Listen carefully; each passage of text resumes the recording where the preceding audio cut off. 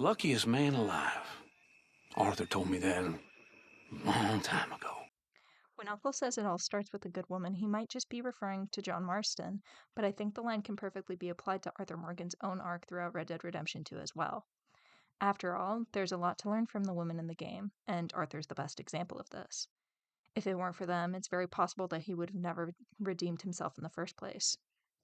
But what does Arthur and the way he treats women have to do with his redemption? Because Arthur spent the most time around the Vanderlyn gang compared to anyone else, it feels fitting to start here.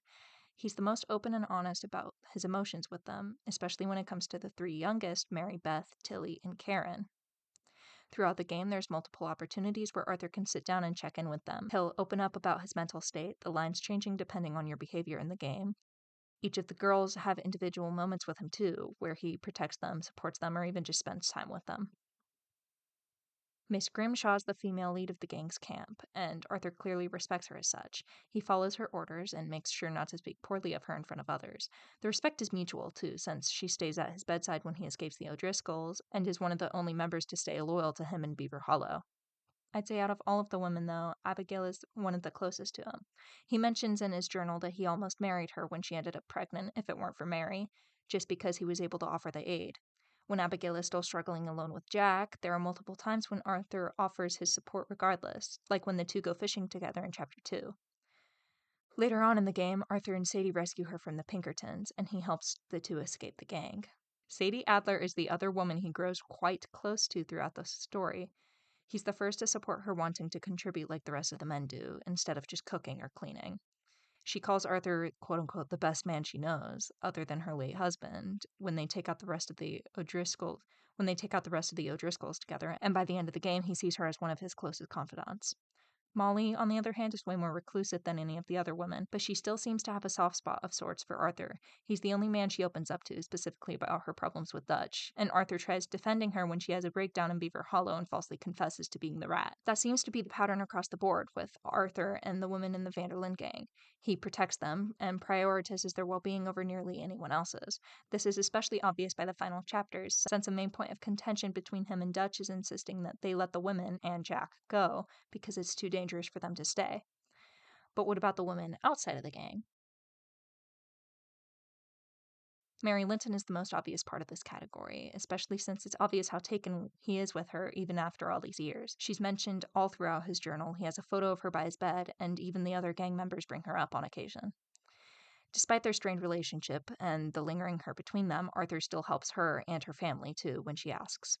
Other than Mary, there's another woman that fits perfectly into this category, Eliza, but we'll talk about her and Isaac later. For now, all you have to know is that Eliza is a woman that he had gotten pregnant when he was younger, and Isaac is their shared son together. He'd visit on occasion, but eventually they ended up dying from a robbery. While Arthur clearly makes an effort to treat the woman he cares about with kindness, that's not exclusive to the people he has established relationships with.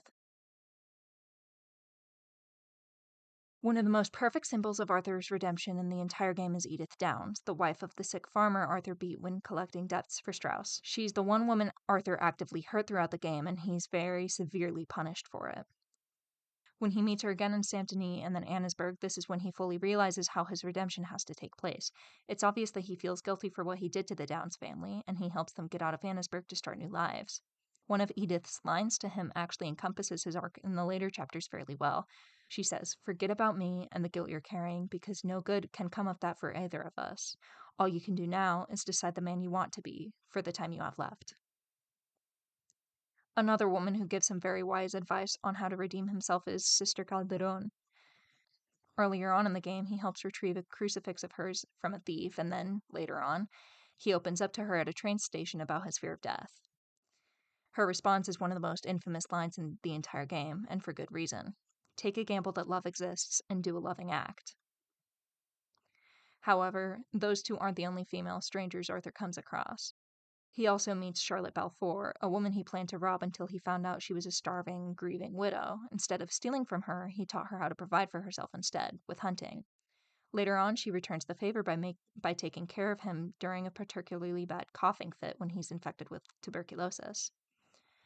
So, Arthur is clearly a good man, or he can be during the High Honor route, but he's still an outlaw. What's the difference between him and the men he surrounds himself with anyways?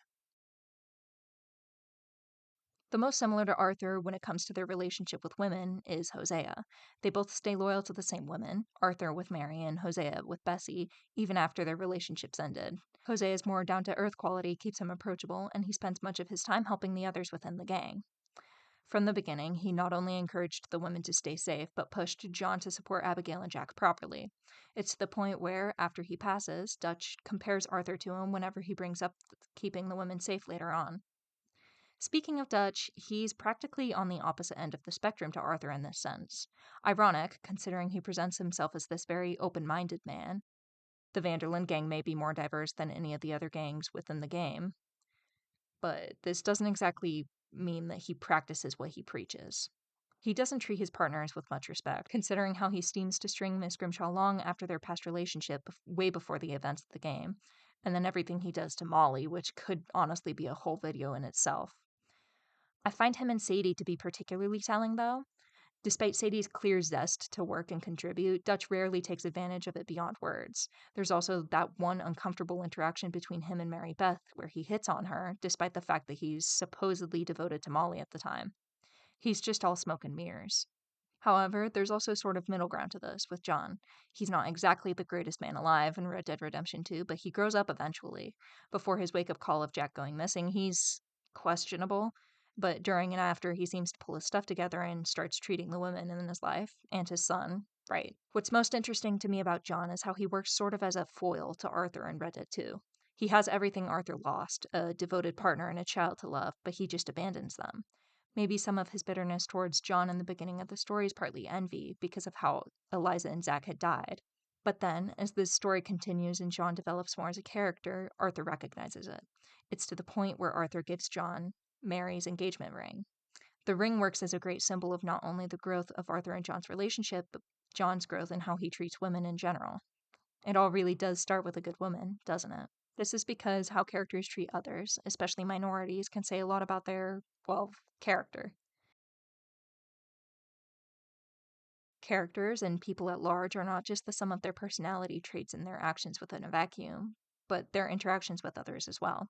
How do they navigate relationships? How do they treat the people they care about? How do they treat the people they don't? In cases like Arthur's, his relationships are one of the best ways in developing his character throughout a story.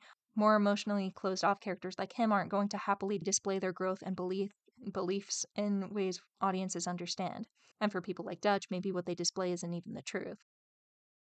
This is what showing versus telling means. Arthur's an outlaw. He's never going to tell anyone he's trustworthy or reliable, but he shows it through his actions and how people react to him. The women of the gang often flock to him when they need help, or even when they just want to talk. After all, the only people who know your protagonists better than you do are your other characters. Anyways, I could go on forever about how much I love Arthur Morgan's writing, and the game series in general, but that's all for now.